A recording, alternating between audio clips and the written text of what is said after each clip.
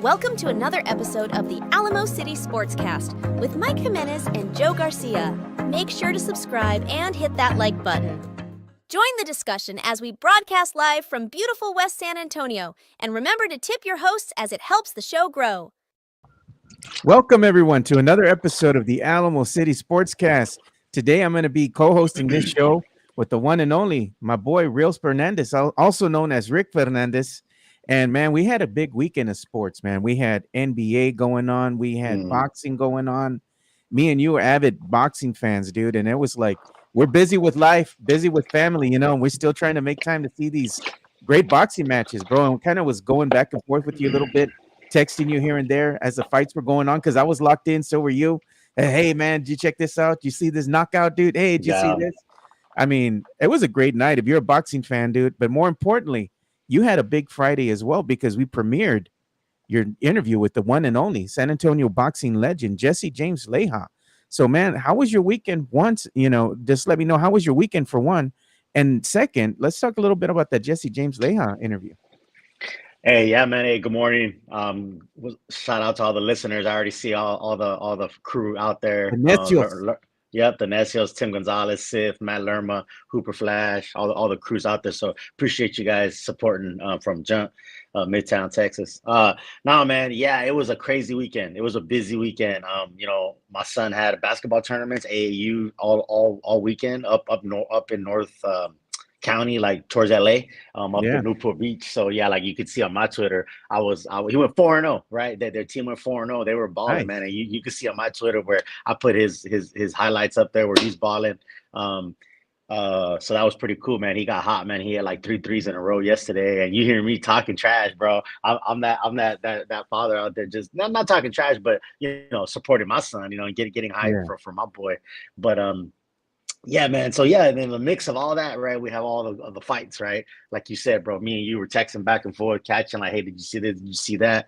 The Tyson Fury-Usyk was in Saudi Arabia, so it was during the day here in the States. 5:30, right? Something like that. Yeah. It was and it was 3:30 my time here in Cali. Yeah. So it was wild, man. I mean, that was a good fight, man. And I'll tell you, I'll be honest, man. I thought Tyson Fury's size and length and power was going to be too much for Usyk. I mean, they're both great fighters, and I just would, I kept saying, a big guy usually a good big guy usually beats a good little guy, right? 9 times out of 10. But Usyk, man, that dude is a master boxer. He has a lot of heart, man. It was a big weekend for Ukraine boxing because even Baranchek pulled the upset against Navarrete. So. Yeah, man, and then of course you had the NBA Game 7s, and I mean it's just I love it, man. I love weekends like this, man, where there's a lot popping off, sports wise. Sith and I were going back and forth talking boxing. It's fun, man. It's fun interacting with the followers and stuff live. I appreciate Hooper Flesh. Happy 2-year anniversary. Exactly. So Steph and I's 2-year anniversary is today. Yeah. So shout out to Steph. I love you. 2 years, amazing 2 years. I know, man. I know, amazing 2 years, bro. A long distance, right? Which is tough, right? It's tough. Being 2 years long distance, right? Obviously, I'm in San Diego. She's in San Antonio. But we make it work. I'm out there a lot. I bring her out here, and we definitely make it work. So you're a team, bro. Yeah, shout out. Yeah. She's awesome, man, and she puts up with my crap. You know what I mean?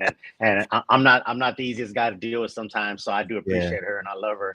And I know she's watching. She's an amazing woman. Yeah, you should have made sure you sent her some coffee this morning, bro. Yeah, man. Coffee. Yeah, exactly. She definitely needs her coffee. But yeah, man, no, it was great, man. Like I said, it was an amazing weekend, man. The boxing, bro. Man, I tell you, Usyk, he brought it, man. And I did think it was a close fight. I mean, I really think the knockdown, the difference was the difference. It really was, man. I mean, even in the scores, because it was a split decision. You had 114, 112, or I'm sorry, 114, 113, either which way, which 1-1 for Fury, 1-1 for Usyk. And then you had the 115, 112 for Usyk, which again, if you do the math, that knockdown is an extra point. So without that knockdown, it would have been a draw. One judge would have had it a draw, one would have had it for Usyk, one would have had it for Fury. I mean, it was a great fight, man, and I don't think it did anything to tarnish Fury either. Honestly, Fury brought it, man. He did, he fought well, he fought hard. I mean, they're already talking about a rematch in October. Yeah, They're already talking about a rematch there's for a clause October. I in know. the contract. Yeah. There's a rematch clause in the contract. And the thing about it though is, I read that Usyk broke his jaw. Ooh, After, during that fight. So I don't know if he's gonna be ready for October. We'll see. Uh, I wouldn't be surprised if they still don't go ahead with Joshua Fury if Usyk's not ready for October. I don't know, but yeah, it was just a great fight, man. That's heavyweight action for you, and I think I was talking with Sith on Twitter, and we were talking about, people say, oh, there's no exciting fights in boxing and yeah, boxing's dead, whatever. They don't watch all these fights like your casual fan watches, the Canelo fights or the big big names. pay-per-view fights, yeah, the big names, and those are fine, but even the Fury-Usyk, I mean, it was people who know boxing knew that one was going to be a war, and knew we were looking forward to that one. So yeah, so that was it was a weekend of upsets. It was a weekend of upsets. I should have bet you, right? Usyk I and Fury. know, I know, I know. You know what? And I was trying. I was looking for people to take bets on Fury Yeah, Usyk, and no one did, which I'm good. Thankfully, they didn't because I had Fury. yeah. But I didn't think it was out of the question for Usyk to win. I mean, like I said, man, Usyk's a great fighter. So it wasn't like, I mean, it was an upset because I think he Fury was slightly favored, but it wasn't like a huge upset. I mean, Usyk is just as capable. I There's just been thought a that the lot of good size was going to be fighters. Yeah, absolutely been a lot of good fighters on the road too. And Usyk brought it, man. He came and took it, and first undisputed heavyweight champion since 1999, right? Lennox Lewis. So that's a big deal. it So is. literally Usyk has all the belts, all four belts, lineal heavyweight championship, and from coming from light heavyweight and cruiserweight, because he's a pretty small heavyweight, by standards of heavyweights, it's pretty amazing, But again, it goes back to that amateur pedigree. I mean, the dude was on the Olympic team for Ukraine, you know what I mean? He's gold medalist, like all that stuff matters. Like that stuff does matter. Um, so you know, fast forward to Saturday night, so there were some fights in San Diego, which I wanted to go to and I had planned to go to, but my son had those basketball tournaments, so I ended up just watching it at the house. But it was a night of upsets. There was a local kid, Giovanni Santillan, who was undefeated. San Diego loves him. He's in front of his home crowd. Exciting, and he got beat, man. He got knocked out. By shout out to Brian Norman Jr., who stopped him in a war too. Man, They were both battered and bleeding, and I'm always cautious about those hometown fights. I feel like it's a lot of pressure on a yeah, exactly. 1999 last Spurs championship party like it's 1999. I always feel like it's a pressure for a fighter to fight in their hometown. You know what I mean? Like there's a lot of distractions, there's a lot going on. So those can kind of bite you a little bit sometimes. So, and that's, I think, what happened with Santillan. He fought in front of his home crowd. He wanted to put on a good show. And he got knocked out, and then you had Branchek, who was a very unheralded, little known Ukrainian, who was on a team with Usyk and Vasyl Lomachenko. So, the dude is skilled. He fought Emmanuel Navarrete, who Navarrete was hot. They were touting him. He moved up in weight. Navarrete was, looking at bigger fights with Lomachenko and some of the other big names at 135. And Branchek outboxed him, out-hustled him, and took a split decision win. So that was a big upset. That was a bigger upset than Usyk Fury, in my opinion, just because, again, no one knew Branchek. Hell, I'm a boxing junkie, and I had never seen him fight before. He had never fought in the States. It was his first time fighting in the States. hell of a show. Yeah, for sure. So the dude was skilled, and Navarrete brought it. It was exciting. It was a good fight, but ultimately, Baranchyk took the split decision. So it's exciting, man. Like, I always say, man, boxing's a theater of the unexpected. You never know what's going to happen. You can sit here and I think this is going to happen. I think that's going to happen. I'm an expert. I know what I'm talking about. And Buster Douglas knocks out Mike Tyson. You know what I mean? 1990. So it's like, yeah, and that's what's fun about it. That's what's fun. But yeah, there's a lot in the chat about the about NBA. There's a lot that we had big game NBA. sevens and yeah, a lot of NBA action. Yeah, man, but boxing is not dead. Boxing was very Oh. entertaining, especially if you're a steward of the boxing matches themselves, and just love to watch combat sports in general. I mean, boxing's not going anywhere. Everybody Yeah. says, "Oh, UFC and MMA is where it's at." Man, I like watching UFC. I like watching Mhm. MMA, but as I was showing you the other day, there's this one thing called One Championship, and I like Mhm. watching this, dude, because it's like the super flyweights, right? It's Muay Thai boxing, Yeah, yeah, yeah, boxing, bro. These little yeah. dudes, man, they flying all over the damn, all over the place, man, in the ring, and they're just punching. And the cool thing about it is, it's not like MMA, you're like UFC, Mhm. where you can tackle people to the ground. They throw in elbows, they're throwing punches, they're boxing, but they're kicking at Mhm. the same time. Kickboxing. Yeah, yeah. Boxing. Mhm. These little dudes are fast, man, lightning Yeah, fast. yeah. And watching that, man, it's entertaining to me. I like watching it. And then you see the type of gloves that they're wearing. I Mhm. mean, it's basically bare knuckle, bro. Oh You yeah, know, they're those small. They're very small. real Yeah, tiny. yeah, I mean, you're yeah. talking like not even what, maybe an ounce, 2 ounces, 3 ounces. Right, right. Yeah. I'm just like, I mean, bro. boxing gloves are 8 to 10 ounces. And even those you feel the Oh fist. yeah. So you can't even imagine under 8 ounces. Yeah. So I was getting into that too, dude. They had some nasty KOs. It's a one championship. For Mhm, those that don't watch, it comes out on Friday mornings. mhm. And sometimes I'm just watching that, just as I'm getting ready to do the show or whatever. And man, these guys they throw hands, dude. So if you like combat sports, go definitely check that out. But boxing itself, man, this weekend was great. I liked watching the Fury, and Usyk fight. I thought Mhm, Usyk did something very smart, and the same thing with Tyson Fury. They kind of adjusted, you know, mhm, and it was interesting to see that because Fury was going to lose. I think he's going to lose the first 2 rounds or something like that, right? mhm, Usyk won the first round, then Fury came back out and started making, getting like I guess the timing down, getting the distancing down, mhm, and Fury started having some good rounds. I think it was like the second, third, fourth, fifth round. mhm. Fury started coming on, but Usyk was still in there. He wasn't going anywhere. He was staying, Yeah. keeping things very close. I think he was only down by maybe 1 or 2 points on the scorecard. And I was like, man. And then I started watching it, and as I started getting into the later rounds, Usyk was the one that made some adjustments and started finding Mhm, out. All right, I'm downloading that data, like you were saying, getting those mhm. hits, and he's taking those hits, but he's learning. He started going close to Tyson and started finding him with those power punches, those power combos, and he was hurting him, dude. He was hitting him in the body. So what was happening is Usyk was hitting him in the body, and when he was throwing those body punches, then Tyson Fury had to kind of adjust, and he was trying to, start using the jab to get some distance.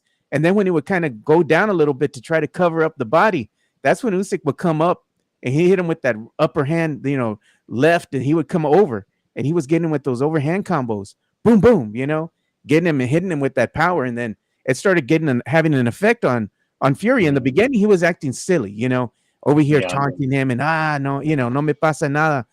I think Fury came in this fight and he came in playing too much. I think he Mhm. underestimated his opponent a little bit. He thought, hey, I'm going to win this one. And I think that was his mistake. You didn't take this serious enough. And now he lost his title. And now they have the rematch clause in October. But I got to tell you, man, from what I was seeing from Usyk, even though they might have a rematch and Tyson Fury knows what to expect, I still say Usyk pulls this one out again. Yeah, no, I agree, man. I wouldn't be surprised after what I saw. I don't know what more different Fury can do. I feel like Usyk can. He's skilled. He can make adjustments. He has an in and out style. He was fighting lefty. He was fighting righty. Like you said, he was downloading data. He was touching him to the body. Um, and that ninth round, man, where Fury was hurt, man. Fury, I mean, and I'm glad the referee didn't stop the fight. Like good on the ref for not stopping the fight. But I've seen fights stop for less than that. So Yeah.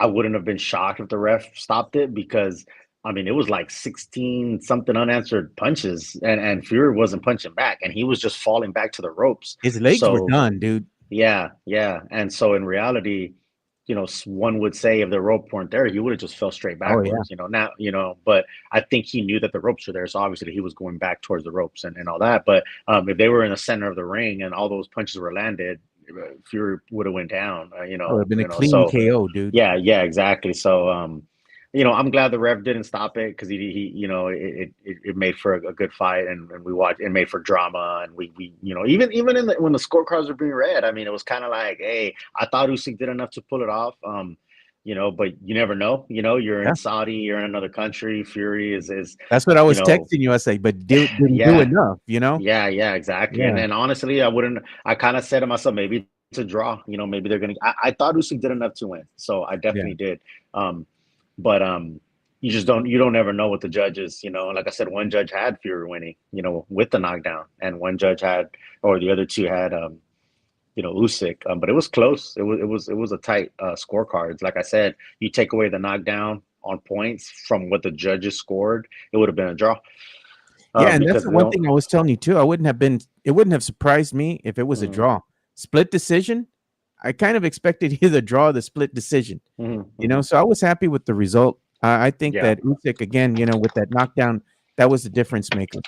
Mhm. But also, let's go ahead and kind of switch things, a little bit here. Let's go ahead and talk somewhat about your Jesse James interview that you had, which was great. We went Yeah. ahead and you put that together, and I was kind of behind the scenes, kind of producing, and all this was a team effort because we had Yeah. Chicana Fuerte making those really nice edits and Mhm. teasing everything ahead of the interview as well. Yeah. So Yeah. everybody had a part to play in here. But man, that interview that you did with Jesse James was great.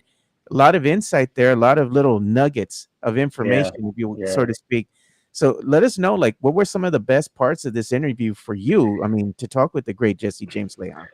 Yeah, man, it was awesome, and again, shout out to the team, you and Steph put, edits and did all that stuff for teasing it.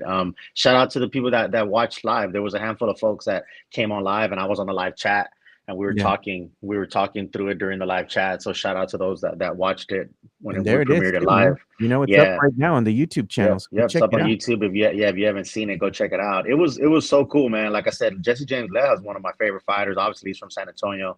Um, when I was boxing as an amateur back in the day in San Fernando gym, he was a staple there. So anyone who knows anything about San Antonio boxing knows that Leija's a legend.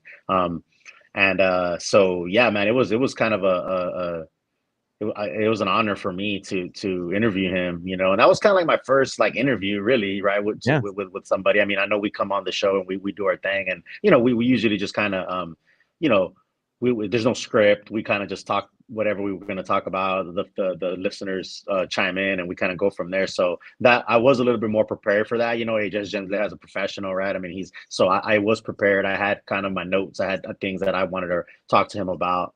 And I wanted it to go in a sequence. I wanted it to be yeah. in a timeline. And we started talking about his nickname and his dad, and we Yeah. started about his early amateur days, and then we went into the '90s early fights at the Hemisphere, which was Even pretty how he cool. got Like, started as being a boxer, he's gotten some trouble. He yeah, said he got arrested, and yeah, then he yeah, decided to do yeah. some changes in his life. Yeah, well, and I'll tell you, man, like he didn't start boxing until he was 18, which is kind of Yeah, crazy because I mean, a lot of that's kind of a late start in boxing. I mean, in reality, like it really is. Like I know it sounds like, oh man, you're only 18, but I mean, a lot of these guys start fighting when they're 8 years old, 5 years old. See, yeah, Floyd came out the womb with gloves, you know what I mean? So it's like a lot of these fighters that go on to have the success that Leija did are guys that have been fighting since they were, fetuses. So for yeah. him to pick up gloves at 18 and have the level of success that he did was pretty amazing, and again, his father was a fighter, and they got him in with the right teams. I mean, obviously the boxing stuff is fun and it's awesome and all that, but I really enjoy when he talked about his father. Yeah. His father has passed a couple of years, and he had obviously a strong relationship. So when watching him talk about his father and kind of light up whenever we were talking about his father was pretty awesome to see. And then when he talked about like all the stuff he does outside the ring, right? The community involvement, um, all the other stuff that is important, right? Whatever, whether you're an NBA player, whether you're a boxer, whether you're um, a Marine, whatever doctor, lawyer, Yeah. whatever job title you have, man, obviously those are great titles and those things mean something, but they're not the only thing that defines you, right? And that's what Jesse James was talking about, where he said, hey, look, I could have boxed and made a bunch of money and been a jerk, and like I would have been long forgotten. He goes, but I still do stuff in the community. I'm still a good person. I Yep. still, um, you know, want to uplift my city, and so that's what I think makes him special. Like I said, you don't even have to know anything about boxing to know that watching that interview, just James Leija is a man of the San Antonio people. He Yeah. always has been. He always has been. So it was awesome. So again, I thank you and Mike for giving me the platform to do it. Yeah, of course. Like in the words of Pop, I'm neophyte. You know what I mean? I've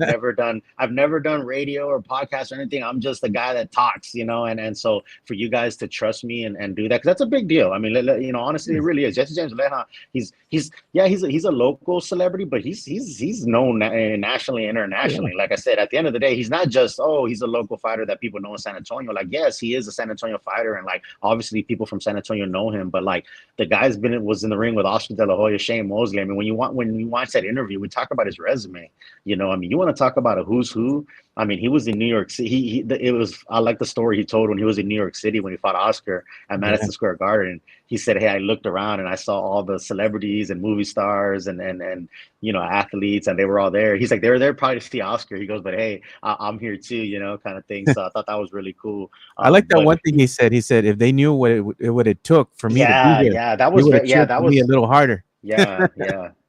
That was an interesting insight, and that's I feel like a lot of the stuff we were talking about translates to life in general, right? Like he said, they knew how hard it took for me to get here. If they only knew, and it's kind of like in anything, and whatever your struggles are in life or whatever you're going through, right? If people only knew how hard it was to get where you're at, you have some compassion for folks, and stuff doesn't just come overnight, right? You don't just get handed anything and all that, right? You work hard for what you have. And that guy told him too. I said, he was always the embodiment of the San Antonio community. Hey, you may not have a lot, but what you have, you earned it. You worked hard for it. And you give your all for everything. So that kind of it's interesting seeing that as like I said, he's a representation of the San Antonio community at large. Yeah, man, definitely. He had a lot of good things to say. One of the best stories I liked from that interview was Jesse James saying when he became world champion, he came back home, man, to the San Antonio airport, and he's like San Antonio's, like star celebrity. Everybody's at the airport, all the news stations, everybody, waiting for him to come off of the plane and whatnot, sporting the belt, green belt, bro, the green belt, WBC, champ, bro. Yeah, you want to talk to the world champ coming home to San Antonio. It was a big deal back then, San Antonio had a world champ in Jesse James Leija.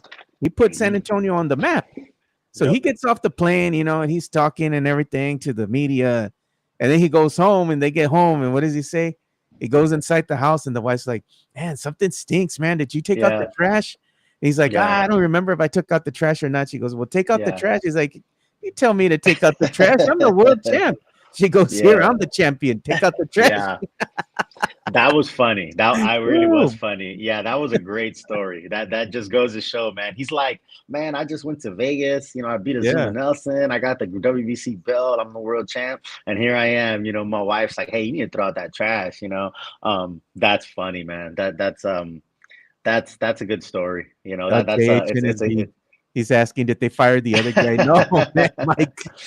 Mike had personal stuff to take care of. Midtown Texas says Mike's picketing downtown City Hall right now. Jeez, bro. Yeah, but we had a lot of fun this weekend. Talking about looking at the stuff that was going on in the boxing world, of course. Yeah, and make sure you go and check out the great interview with Rick that he did of Jesse James Leija. Like we said, it's out there on our YouTube channel. Make sure you go and like it. Go give him some love. Real quick, man. Before we switch, we talk something else. And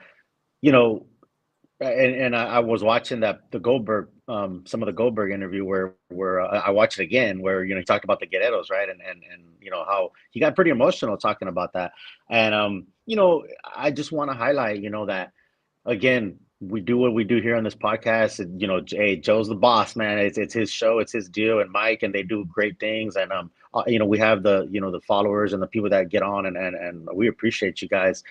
So we're just trying to like grow it, and like I tweeted this, the other day. I said this show's always been puro. This show's always been grassroots, and it's never going to change. But we do want to expand, right? And we do want to, to have the Von Erichs, Goldberg, Jesse James, Frank Harris on this show, like for being a small show and we've just kind of started, like that's pretty amazing. Like it really is. You got to think about that. It's not easy to get these folks, on the show. Like they're busy. Some of them have agents, some of them have people that you got to deal with and talk to. So, and we're just, again, Pop's word, we're neophyte. You know what I mean? We're trying, and it's, again, when you're a good person and you do good things, I feel like people do want to support and work with you. So shout out to, again, Goldberg, Von Erichs, Frank Harris, and Jesse James. And we have more on tap. We'll keep that close right now. But working on trust and believe. We're working on some other folks to get on this show. Getting someone live in studio will be fun, but we're working it. So please stay with us and continue to like and tell others to subscribe, because we get that 1,000, man. That's the goal, right? So again, I just want to put my appreciation out there to Joe, Mike, Steph, doing behind the scenes stuff. Steph doesn't get a lot of credit because she's behind the scenes and she's not in front of the camera, but she's doing a lot of good things behind the scenes. So again, just I appreciate you guys, and I appreciate all the listeners, man. Yeah, we got big plans for Steph too. Me and you kind of talked about it a little bit. So we're gonna have our team production meeting. So we're gonna bring her into the fray too, man. We got some plans for her, and I got a lot of work to do too behind the scenes and getting a lot of these things uploaded and ready so everybody can utilize these tools. So we got a lot of good things coming in the works here, man. But yeah, I mean, credit to everybody as a team. Mike doing his thing, you doing your thing, Steph, me. Everybody, Brandon Medina over there with Johnny Tejeda also doing, Generation Duo. We got plans for them as well. Things that we want to bring into the fray. So I mean, we're trying, man. We're grassroots, but everybody's making waves. We're trying to move together as a team and move forward and get this show even bigger and better than it is, right now for everybody else. But much appreciation to all the listeners, man, and the fans that continuously come out here and listen to us talk. And interact with us. We can't do the show without you all. So we appreciate you guys, man. But best believe we got some things in the work, man. We're working on some things. So it's gonna be a lot of fun. For sure. But the Goldberg interview too was cool, man, because talking to him about Eddie Guerrero, that was because Sith had asked, in the chat. And that's the thing, like we do basically what the fans want us to do. We talk about the topics they want us to talk about. So when we're talking with Goldberg, I saw that really good question come in from Sith, and I was like, that is a good question. I'm going to ask it to Goldberg. And like you said, he got emotional, kind of talking about the Guerrero family, Eddie Guerrero. Because I was telling him, man, we love us some Eddie Guerrero because he's representing the gente, and he kept it puro, dude. He didn't change who he was. He kept it puro the whole time he was there. I steal. Coming in with the low riders and everything. Dude. No, you know what? I thought it was cool when Goldberg said that the family supported him and when he was coming up, and he said, a lot of people in the industry wouldn't do it because they're intimidated, right? Or they see a guy like Goldberg and they know like he's going to be a star, so they feel like the shine is going to be taken from them, right? So they don't want to, it's just like, again, it's like in anything else in life. Some people are at a certain position, and instead of supporting and uplifting others, they want to hold people down, right? Because they feel like, hey, you're a threat, exactly. You're a threat. My shine is going to be taken away a little bit. But the Guerreros, instead of doing that, they lifted Goldberg and helped him when he was young and raw and green and didn't know a lot, but they knew he had like star potential. And I mean, that's a testament, because, the Guerrero family's been in wrestling for a long time, they know the techniques and all that. But to be fair, other than Eddie, none of them have became like major stars, right? I mean, so I think like what Goldberg, what it sounded like he was getting at was they could have easily tried to hold him down and not boost him up, but they didn't. So that was cool. I think that was really cool. Mario Cavazos, man, he always brings the heat, man. I love the comments from Audio, man. He always brings the heat. He said Mike is marching down Cesar Chavez wearing a Mexican flag t-shirt, a taco in one hand, yelling, "We're all the minorities in sports radio." Damn it, bro. They always roast Mike, dude, all the time. I'm like, man, this boy, he good thing that Mike has that thick skin, bro, because it doesn't bother him, but he takes it in stride. He does, man. You know, I used to joke with him and tell him that I think he's a masochist, man. Like I feel like he likes it, man. Like he likes the punishment, man. He enjoys it, man, because he brings a lot of it on himself, bro. So, Mike's a good dude, man. He's a character. He's a character. Oh man, look at that! You cut our pay, we'll cut your.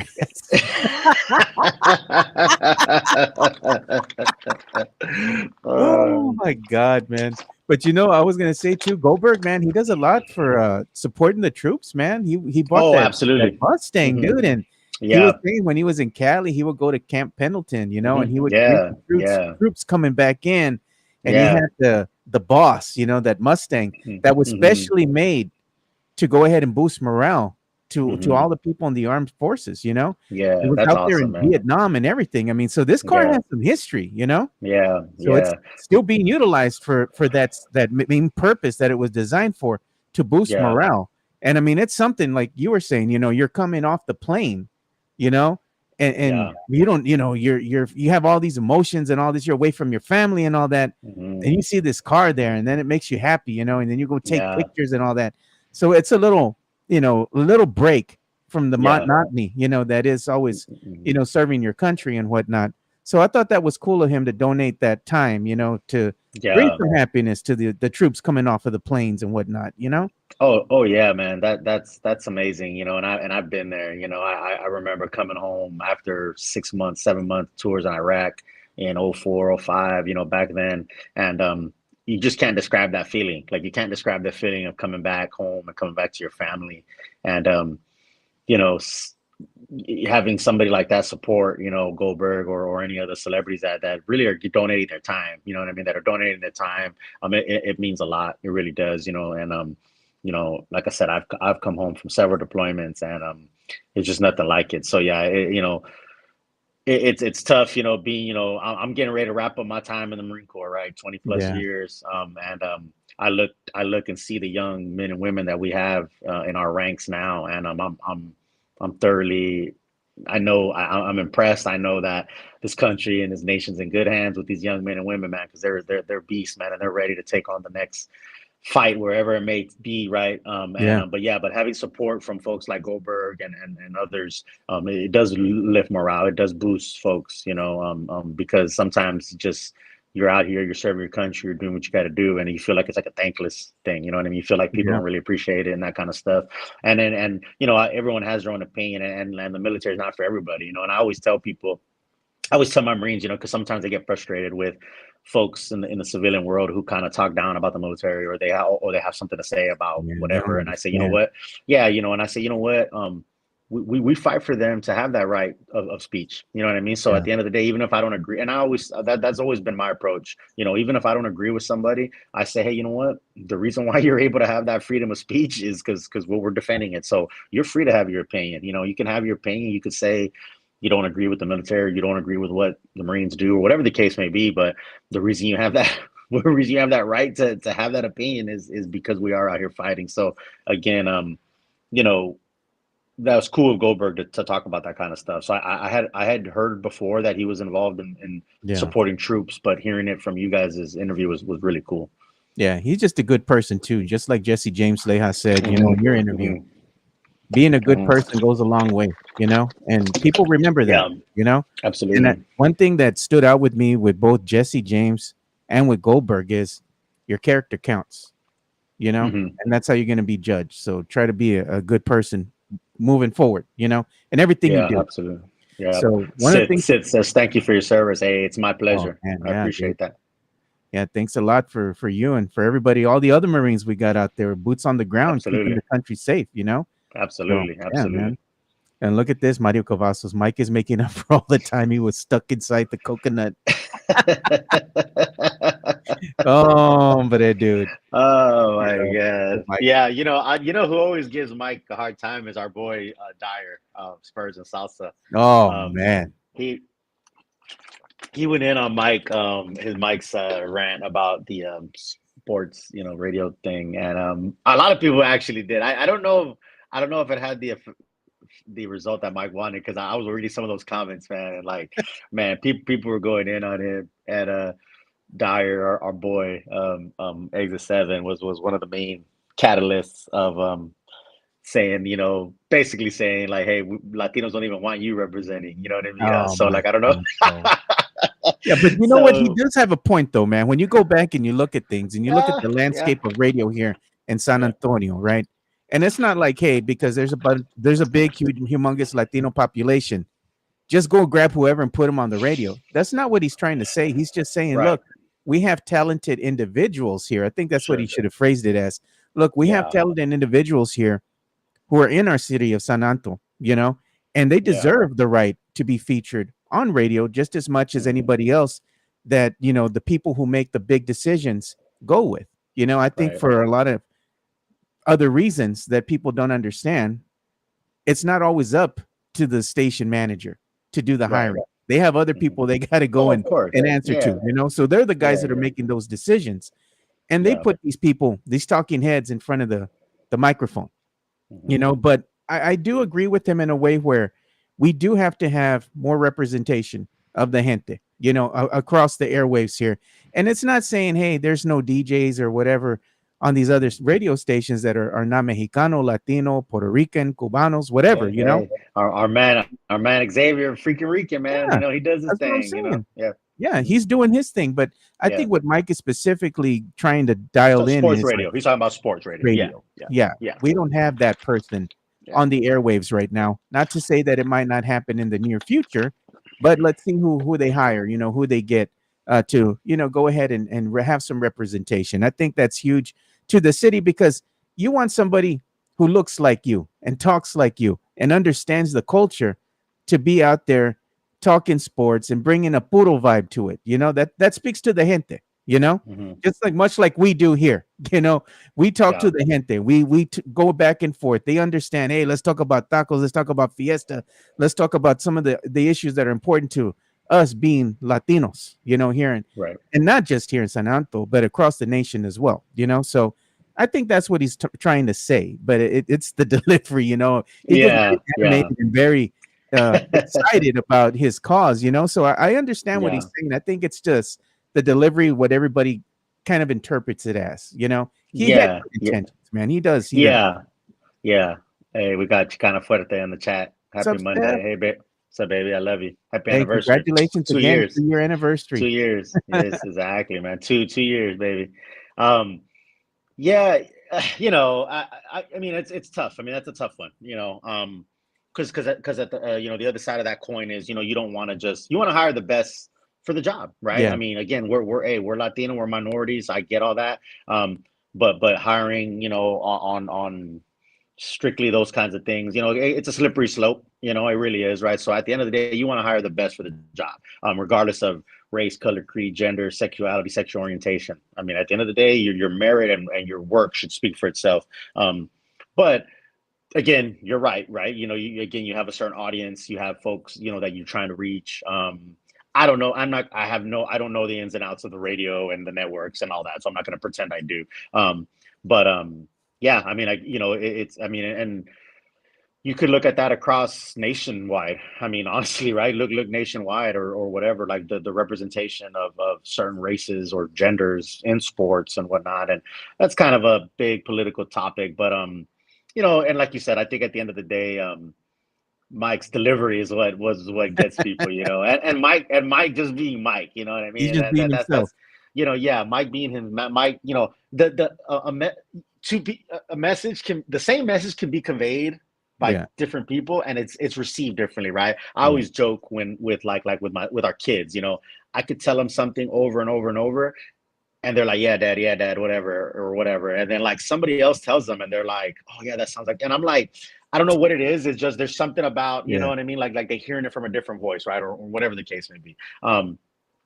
Just an example of like the message can be received differently depending on who's delivering it, right? So I think, like you said, I understand what Mike is saying, and I think he does have good points and good intentions. Maybe the way he delivered it is what turns people off, Yeah. or maybe just a Mike in general turns people off. I don't know, Look but at Mario I Cavazos. think, what do you say? He said Mike was trying to do something positive. He se cagó el palo.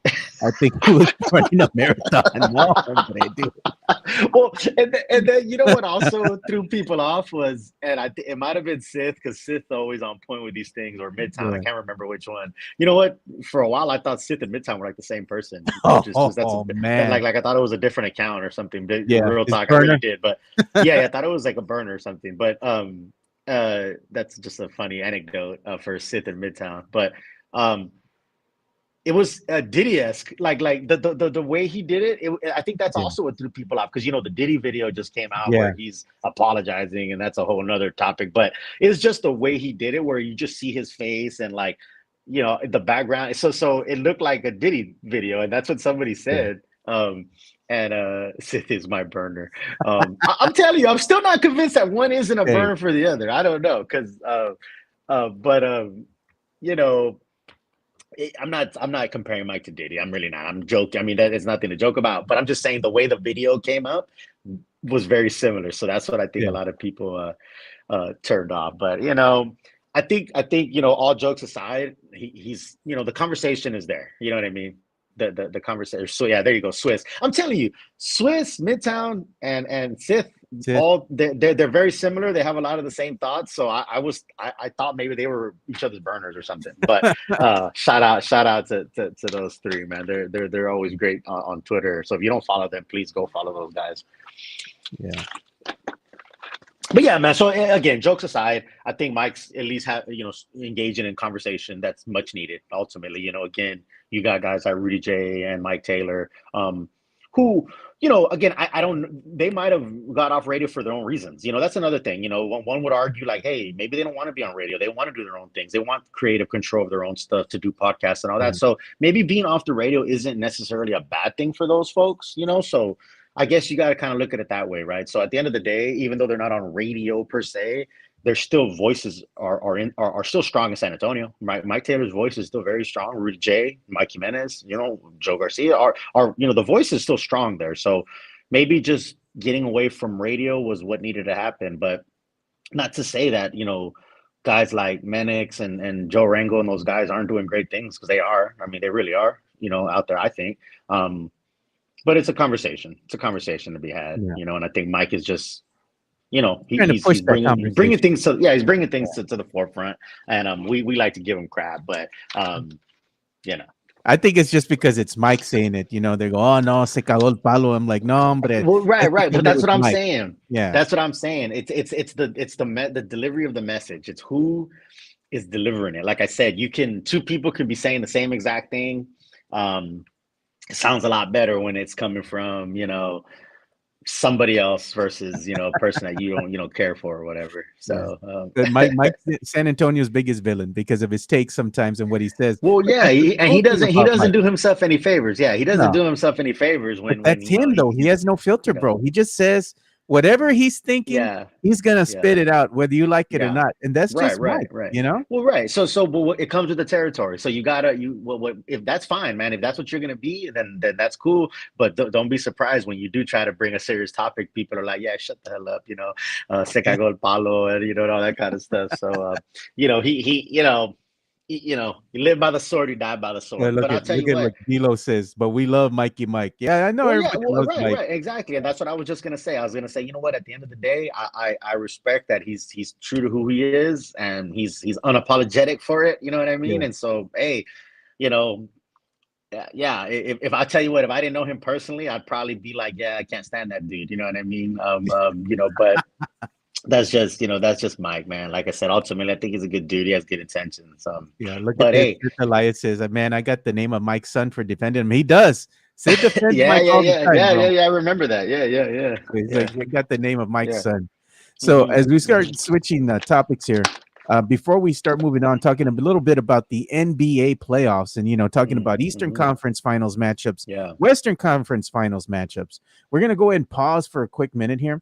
And we're going to give some love to our boy, Jeff Garcia of the Locked On Spurs podcast.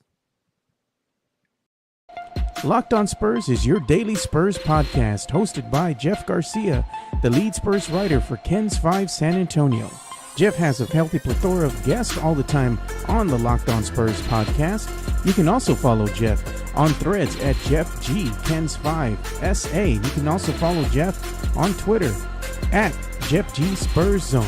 So make sure you go ahead and give Jeff a follow not only on Threads and Twitter, but also on YouTube at youtube.com/@LockedOnSpurs. This is where you're going to be able to find the replay of the Locked On Spurs podcast.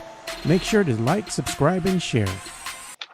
Yeah, so one of the stories that Jeff Garcia is working on today, if you go ahead and check that out over on his Twitter, which you can follow him again at Jeff G Spurs Zone, is something that he's written right now about City Sissoko. I know that, Mike likes some City as well as we do. But City was saying, right now it's an exclusive that Jeff Garcia is posting on the Kens 5 Twitter or the X.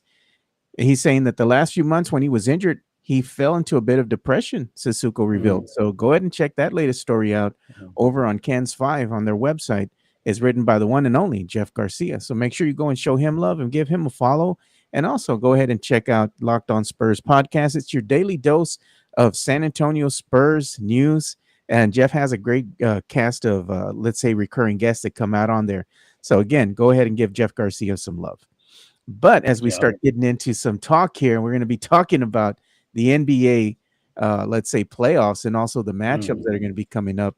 There was some surprises, man. I mean, I thought, for one, that the Denver Nuggets would be able to dispatch the Minnesota Timberwolves. That was not to be. It looked like it was at first, right? The first half, they were up 20. They were up 20. It looked like they were going to cruise.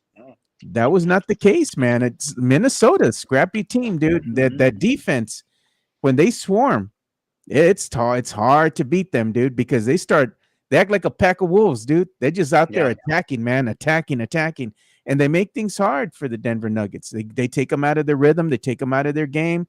They start locking down the best players on the team, and before you know it, that 20-point lead all but evaporated, man. The Nuggets started making, I think, poor shot selection. They started not acting like the NBA champions. They started kind of getting out of their element a little bit there, and Minnesota took full advantage of it, man. Ant-Man came out, had a great game, and that's all she wrote. They went ahead and dispatched the Nuggets, and the fourth quarter put them away, and that was it, man. Now you have the Minnesota Timberwolves moving on to face the Dallas Mavericks, who actually dispatched the Oklahoma City Thunder in 6 games. They barely won that game by 1 point, 117-116.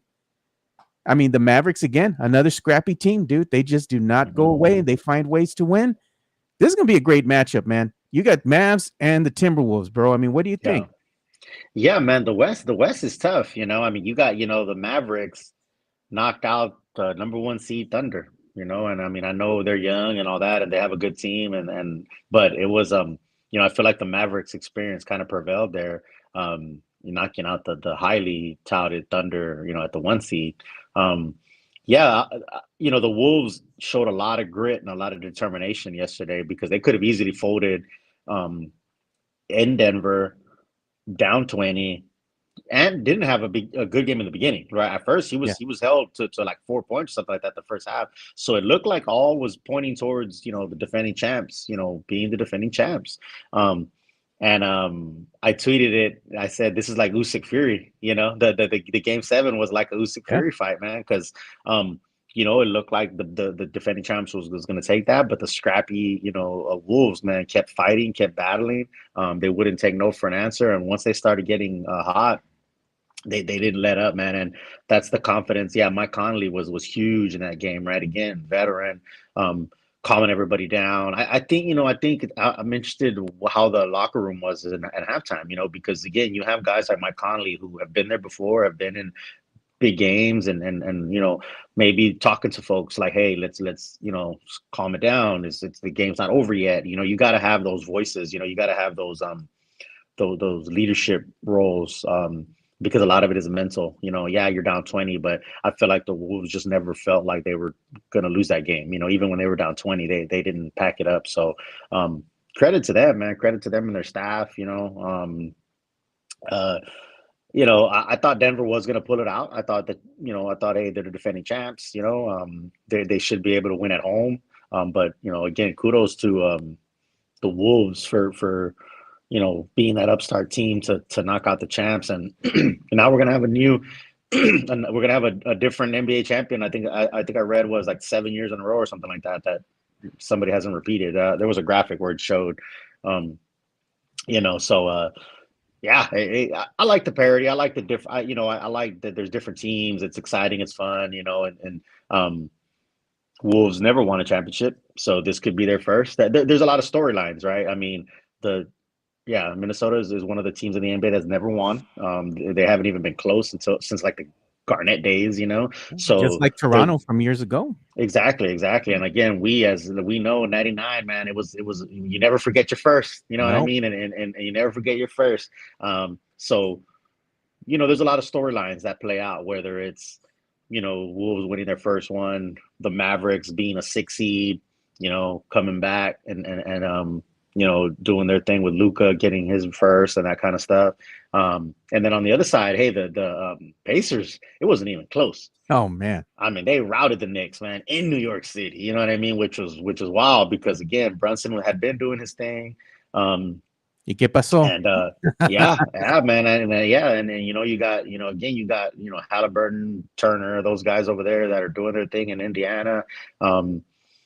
They've never won a championship, if I'm not mistaken. Yeah, right? The Pacers the Pacers are another team that have never won. I mean, they went to the finals with those Reggie Miller days. Yeah. No, they've never won a championship either in their franchise history, if I'm not mistaken. The Pacers did win 3 championships, but that was back. Maybe back in the 72 70s and stuff. Okay, all in the ABA days. ABA, not ABA. NBA. Okay, yeah. Okay, so they've never won an NBA championship. No.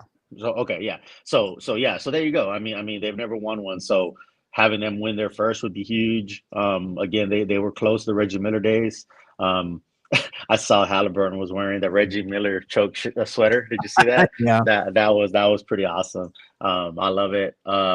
That doesn't happen in today's NBA, man. That trash talking was on a whole other man. level. They can't take it nowadays. Yeah. They get hurt, bro.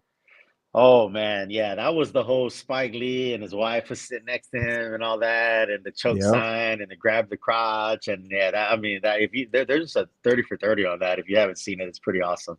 So like all the different storylines, and then you got Boston. I mean, obviously Boston have been there before, but it's they haven't with a different team and different squad with these folks that they have. I mean, Boston has won before, but not not with this group, you know what I mean? Like, again, Black Glory days or whatnot. But crowning a new NBA champ is going to be fun. And like I said, the storylines of franchise. I like a story with a franchise winning their first championship because that's a big deal. Like it's a big deal. What would be the perfect storyline right here? If somehow the Pacers wind up beating the Celtics, which I think is very doable for them, they could be a sneaky team that will come in here and really put some on the Celtics and could possibly upset them, move on to their first NBA finals, right?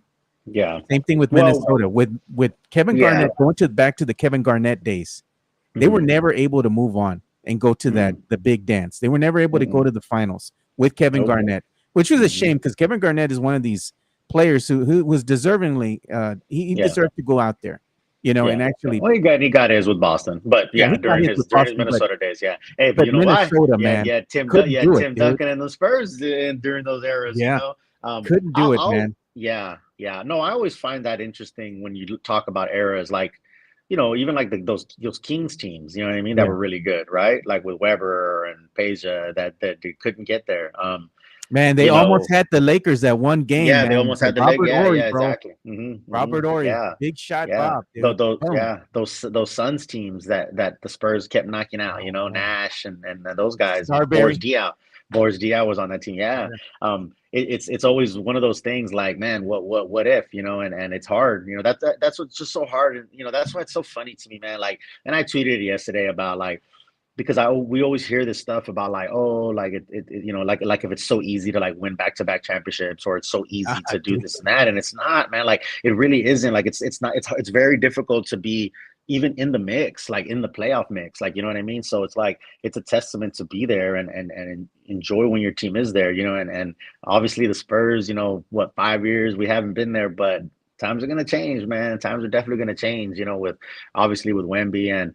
I'm sure we'll talk about the draft down the road, but it's a very interesting, man. It's my sons and I all weekend we throw around our ideas too about the 4th and the 8th, and are they going to trade it? Are they going to package it? Are they not? What are they going to do? And my sons get really into it too. So it's good talk, and obviously you see it all on Twitter and everybody has their opinions. I don't know, I don't know what the best option.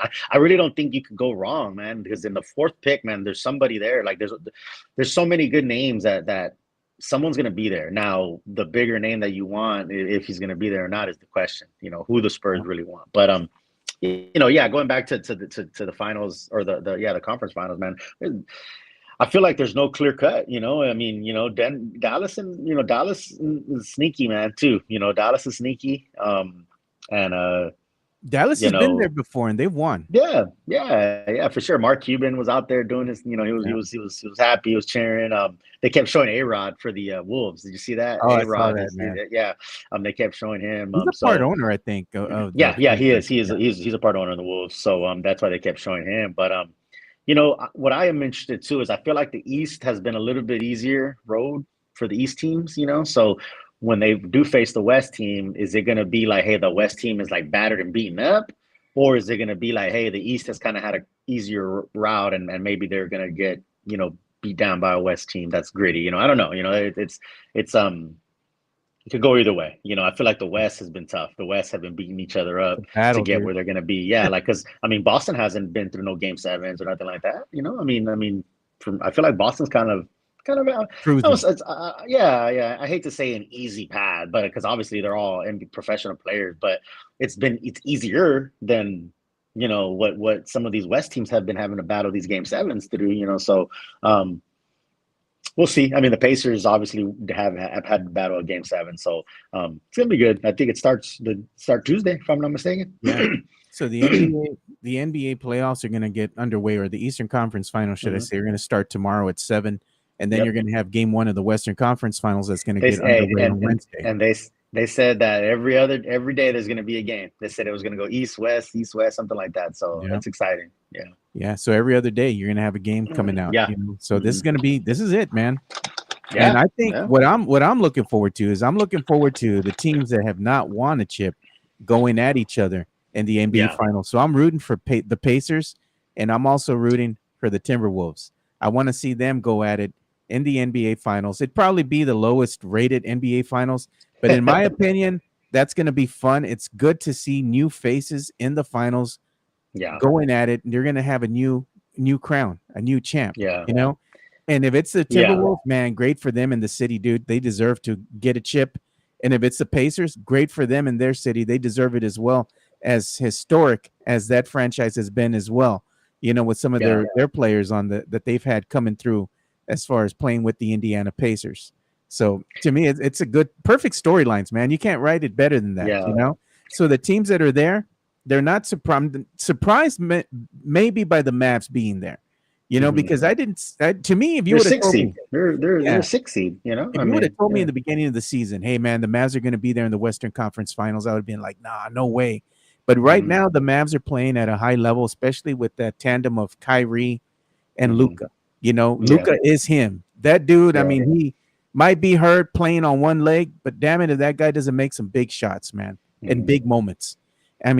You can't discount, like I said, the heart of a champion. He wants to win, so he's going to will that team to victory. Whatever he's got, he's going to do it to make sure they get the dub. So you can't discount Luka, man. So this is going to be a battle here. I think, though, that Minnesota is going to be a little bit too much for the Mavs to handle. And I think the Mavs are coming in battered and bruised and beat up after that Denver series.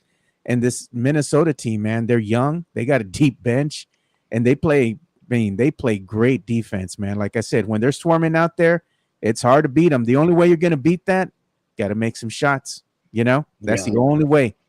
So, no, you're right. It's going to be good. It's going to be entertaining. Our guy Tim Gonzalez says, I miss the old days when the NBA was on NBC. Fernandez, what do you think about the NBA back on NBC? Yeah, I love the NBA on NBC, man. Yeah. Those that little intro, Little jingle. that Dun, dun, dun, sound, dun, yeah, dun, like dun, dun, yeah, dun. yeah, Yeah. yeah, Yeah, exactly. bro. I love it, man. That's what it brings me back to watching as a kid. Watching those games when you're Watching younger. the Houston So Rockets going against the Knicks and whatnot, yeah. Those Michael Jordan, retiring years where Houston got those back to back. Yeah, man. Again, it was another what could have been if the Spurs would have figured out a way to beat them that one year. But water under the bridge. What can you do? But yeah, no, man. It's exciting. I think I mean, if it's not going to be my team, then I think it's exciting for it to be somebody different.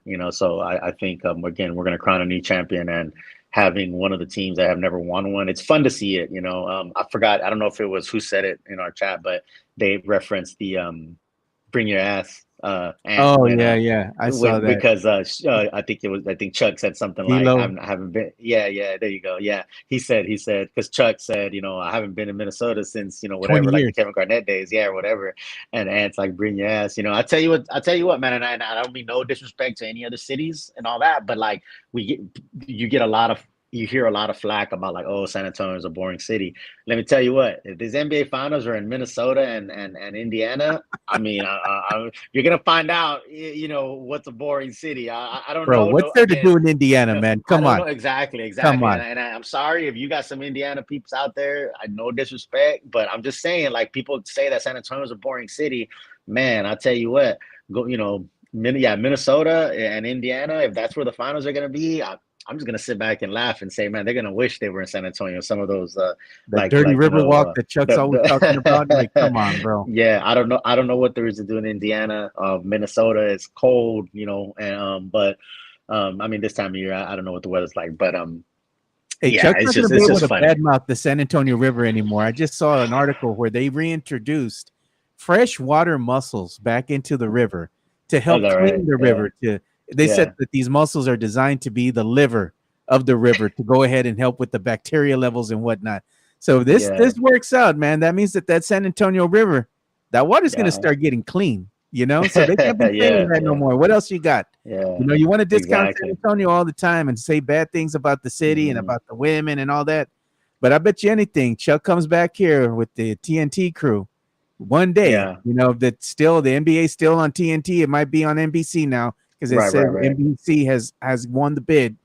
Hmm. We'll see what happens. I bet you he's gonna miss them big old women, like he says, back here in San Antonio and the food and all that. I know you like the. I know secretly Chuck likes the city, man. He loves Oh it. yeah, Come on, he just likes yeah, to man. play the villain. That's it. That's all that. Yeah, well, yeah, and that's what it is. Like you said, I agree, and I believe that. I think he just plays the part, plays the villain, and that's who he is. So he's gonna stick with it. And Indy has a canal walk. Again, man, I don't know. I'm sure every city, and then again, when you're from your city, obviously you have a fondness of your city. So I Yeah. guarantee you, people that are from Minnesota, I guarantee you, they could tell you where to go, and there's some fun stuff to do there. But again, most people don't know. And as far as like the Riverwalk goes, it's like, people aren't in there swimming in it and stuff. So that's why I don't really get too wrapped up in people are like, oh, it's dirty green, because sometimes it is, right? I mean, we've been to that Riverwalk, and I've been like, I don't know what's up with that water, right? But it's like, it's not for you to be in there swimming and drinking the water. You know what I mean? Like it's the atmosphere of the restaurants and the bars and getting Taking on the the water river taxis, boats bro, and enjoying all the that. sights and sounds. Yeah, exactly. So you're just trying to find something to be upset about. I mean, if you're But from San Antonio, dude, how often do you go to the Riverwalk? Let's be honest. Well, true. That's true Come on. facts too, and that's what's always funny to me when I talk to people about when they say like, oh yeah, there's nothing to do in San Antonio. There's no nightlife, this, that, and the third. Again, man, locals, don't really go to the Riverwalk and the Alamo, and there's Southtown. There's other spots, man. Like there's other hidden gems that we know about where to go and all that. So I always tell people, look, if you're going to San Antonio, like let me know, and then let people that know where to take you to go, and we'll show you a good time. Like if you really want to have a good time, And again, look, I live in San Diego, right? Okay, Yeah. there's no secret there. Like I got it, man. San Antonio's not LA. It's not Miami. It's not New York City.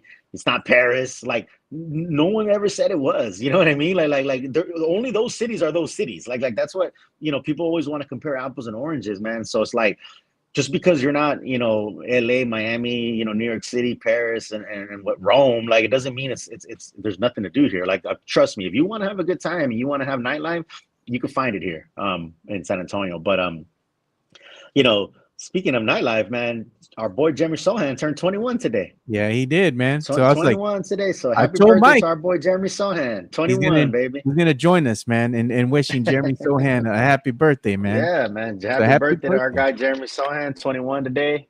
He might be out in Southtown cruising around, Maybe he'd be over there at you and Chicana Huerta's place, man. The bar Gimme, exactly. Yeah, our boy. Shout out to our boy Aaron.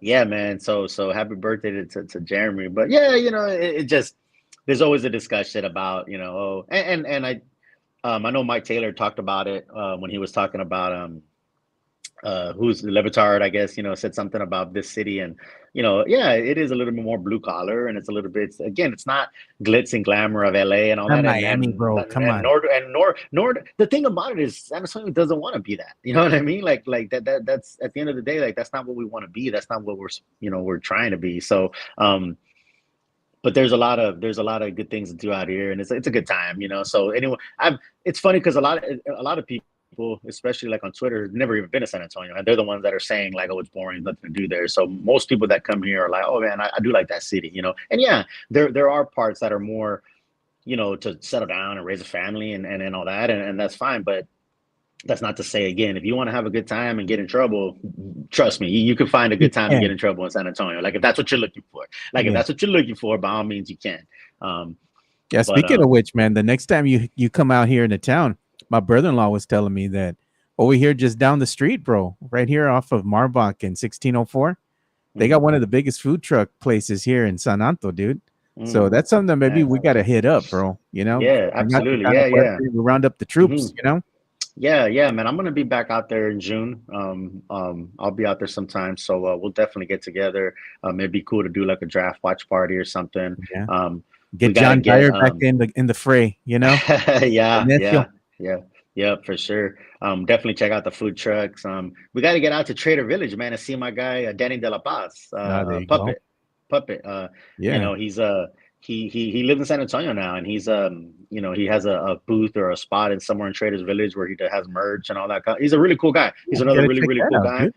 Yeah, we do. I've had a couple interactions with him. I met him a couple of years ago, and I talked to him, here and there on Instagram, and he's originally from East LA, but he now lives in San Antonio. So he's a staple around, and he's around. So he's another guy that is a friend of the show, and we're gonna have some talks with him. But yeah, definitely when I'm back in town, I think that's a spot. Go to Trader's Village, get some drinks, listen to some Tejano music. I know Mike not. Nah, he's not gonna come for that. But yeah. So we might have to leave Mike at home for that.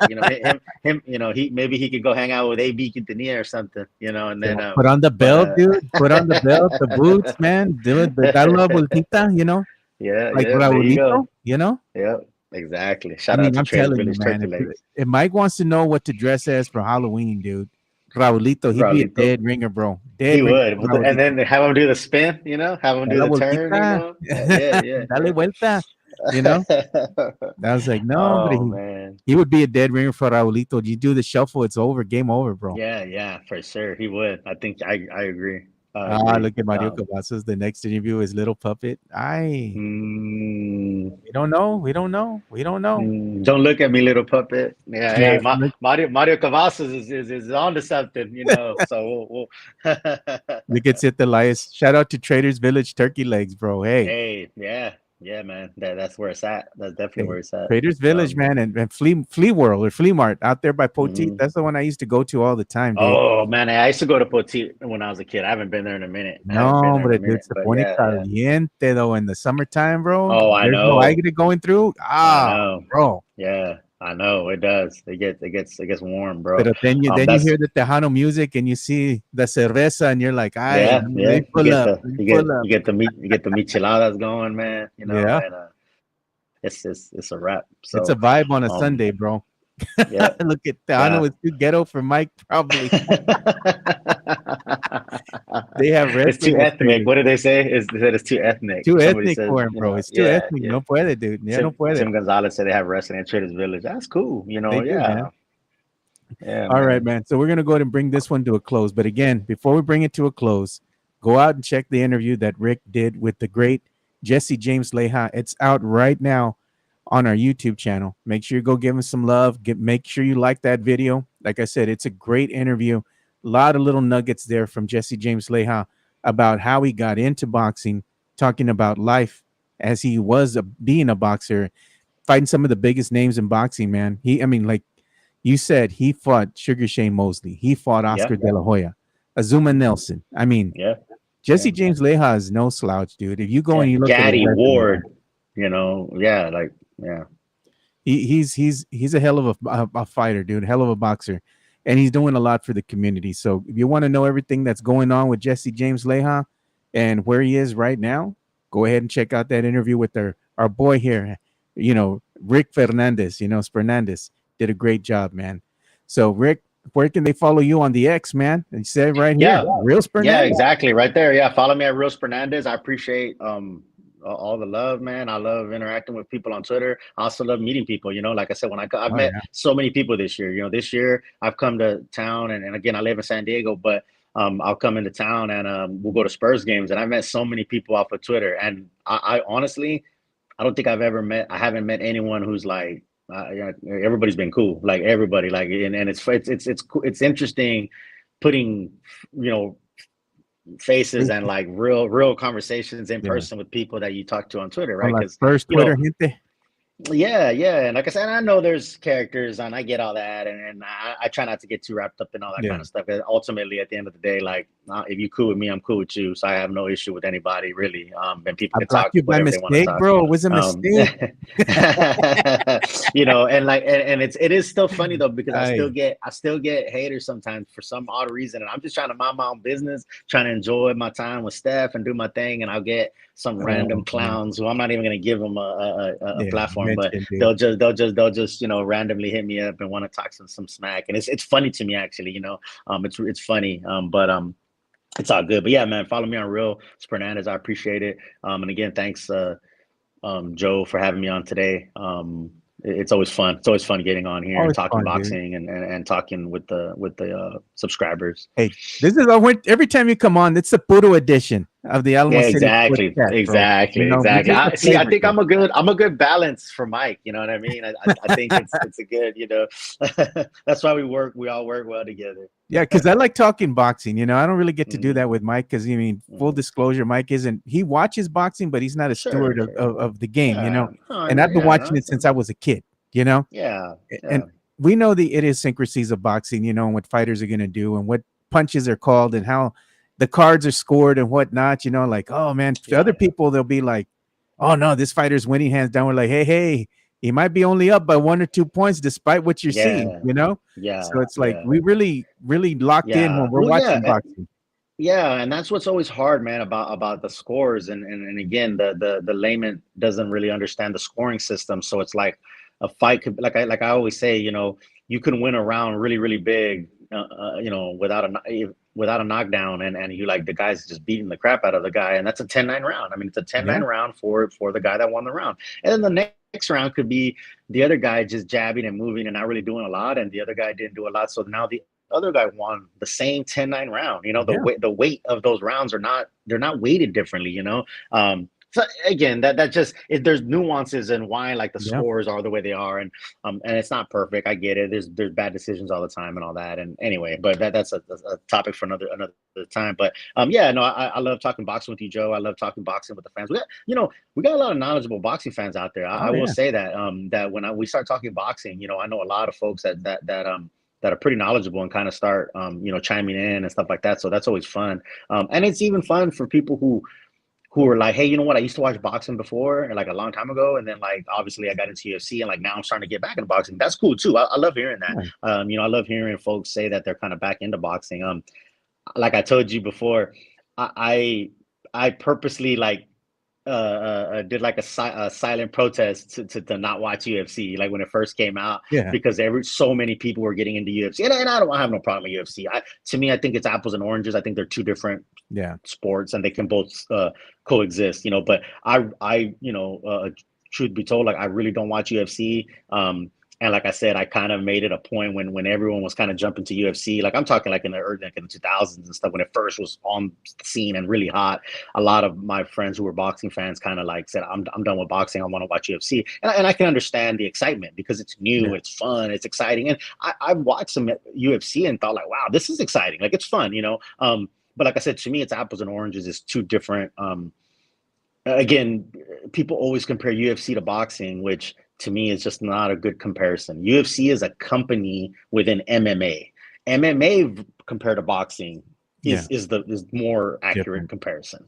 UFC is one company. Let's do backyard bride Joes. We can put gloves and hey, Dyer, we used to do that. Dyer remembers. If we could get Dyer on here, Spurs and Salsa, we used to do that in high school. We used to have like boxing matches in our backyards and stuff. And like I would always like ref them or like be one of the corner guys or trying to help people out and stuff like that. So it was really fun. But hey, we can, man. You know, I think I'm sure a lot of people would want to take some swipes at Mike. You know, for charity, bro. Maybe maybe we could do a charity. Yeah, exactly. We could do a charity thing where you get to, you know, skins. Tell Rick about the Alamo City All-Star games. Yeah, we could do like some charity thing where you get to like, you know, take some swipes at Mike, maybe like throw pies in his face, maybe like dunk him in a water tank. I don't know. You know, we could do something. Mike's gonna be like, man, I'm a 3-point shooter, bro. I'm gonna kill everybody. We're gonna hear some tall tales. We should have the little rack like they do with the 3-point shootout, or do it. I told him, let's go full circle, bro. You always talking your mess. Let's go to Miller's Pond and let's see what you got, bro. No, not underneath the nice, you know, court that the Spurs refurbished with a little, you know, shade canopy. Though no, out there in the hot sun, bro, and the metal rim, the unforgiving metal rim and the backboard. Yeah, let's see what you got. Those are chain nets, man. You know what I'm saying? There ain't no give in that, bro. No give. I said, let's see what you got. Yeah, man. It reminds me of like White Men Can't Jump. Yeah, bro, for real. So we need to do that. That would be fun to get that gente together and do like a Alamo City All-Star Challenge, you know? That would be fun. I'm telling you, man, we definitely, you know, and I know the summer's coming up. Hey, you'll find me and floating the river, you know, when I'm in town, New Braunfels. So man. Yeah, with Dak Mitch. Yeah, Dak Mitch, man. For those who don't know Dak, which actually shout out to Dak. This is one of his shirts. This is the We Hoopin'. We need to get him on the show so we can talk about We need to get that. We need to get him on the show, man. You know, Dak and you know, Bear County, you know, they do a lot of good stuff with merch in San Antonio, local guys, so support them. But yeah, Dak does a thing every year where he gets people together and we float the river. And we did it last year. It was really fun, Steph and I. And I met a handful of people from Spurs Twitter there. And yeah, we just kind of get together, chill out for a little bit, and then kind of go our own ways when we start floating, you know. But you know, again, man, it'd be awesome to do something this summer to meet people. You know, I feel like, you know, there's a lot of people on Spurs Twitter that kind of like banter back and forth or seem to have issues, but it's really like non-issues. It's just a differences of opinion. But I think when people meet up in person, they're a lot more open to like, you know what I mean? Like having, you know, good discussions, you know what I mean? Even if we disagree on takes or whatever, you know, you meet in person, you hang out, you have a drink together, you know what I'm saying, whatever you do. And I think that's something we should do. You know, we should get folks together this summer. Yeah, it's all in fun, man. Hell yeah, man. But it's been great talking sports and everything else with you, boxing, life, all that, dude. Yeah. So make sure you go and, like I said, follow Fernandez, also follow Chicana Fuerte and everybody else that's part of the Alamo City Sportscast. Like you got Brandon Medina, Big Papi Brandon Medina. You can go follow him on the X. And of course, MJM. You can go follow Mike at MJM13. You know, he's out there on the X as well. So make sure you go check him out. And also me, you can follow me if you want. I'm at Two Shots Podcast. So for Rick Fernandez. Sure. Hey, I'm sorry, bro. Can I one more right before we get off, bro? Again, like I said earlier, 2-year anniversary for Chicana Fuerte and I, Steph. Again, just want to just reiterate, man, how amazing these last 2 years have been with her. She's awesome. She's amazing. She's a great woman, great mother. Again, I'm not the easiest guy to deal with sometimes, you know, so I definitely appreciate her making me a better man and just trying to be better at what I do. So, you know, we have an amazing time together. It's not easy, you know, and it really ain't. You know, long distance is tough. You know, she's in Texas, I'm in Cali. We make it work. But she's a strong woman for you know, making it work and dealing with me. So again, shout out to her. I love you, baby. But that's all I wanted to say. I appreciate you, Joe. Yeah, not a problem, man. So for Rick Fernandez, I'm Joe Garcia. Thank you for watching another episode of the Alamo City Sportscast. We'll see you boys tomorrow. We're out. Peace.